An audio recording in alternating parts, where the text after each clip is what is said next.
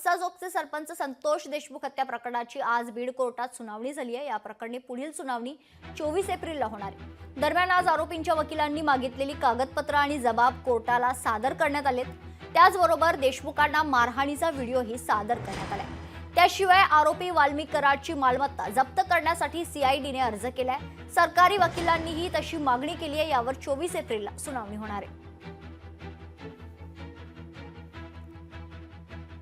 आज न्यायालयामध्ये जे कागदपत्र आम्ही हजर केले त्यातला प्रत्यक्ष संतोष देशमुख यांना मारहाणीचा व्हिडिओ जो की सीआयडीच्या मते तपासाअंती असं दिसून आलं होतं की हा व्हिडिओ आरोपींनीच काढलेला होता आणि तो सिलवंत परिस्थितीत फोरेन्सिक लॅबोरेटरीकडे पाठवण्यात आला होता।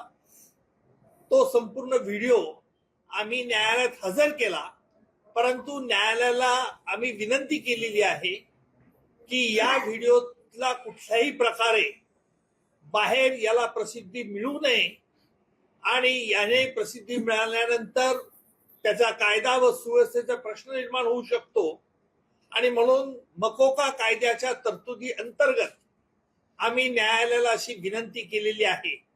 यावरती न्यायालयाने